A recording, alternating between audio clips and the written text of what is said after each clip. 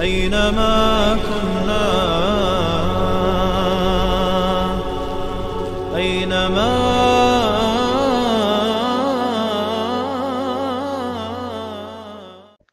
السلام علیکم و رحمت الله و برکاته.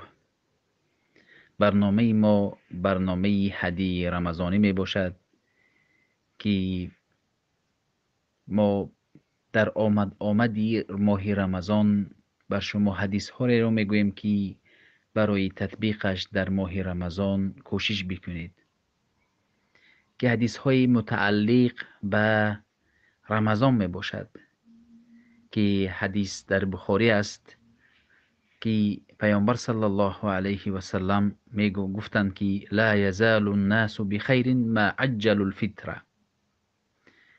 امتی من در خیر هستند مادامی که شتاب کنند در افطار کردن. وقتی که آفتاب می نشیند با مجردی از آن گفتند، یعنی انسان افطار بکند، دیر نکند. این سنت است. یهودها تا ستاره درخشیدنش می ایستادند. برای همین پیامبر صلی الله علیه و سلم مخالفت کردن با یهود و نصرانی ها را دوست می داشتند که دین ما جدا می باشد.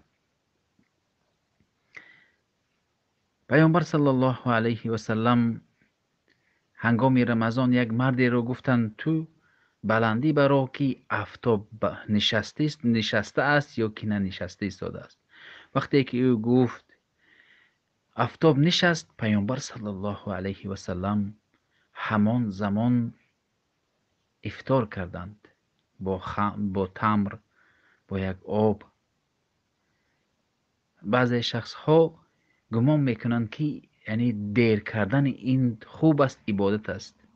پیامبر میگویند که لا یزال الناس بخیر ما عجل الفطر لا تزال امتی علی سنتی ما لم تنتظر بفطرها النجوم.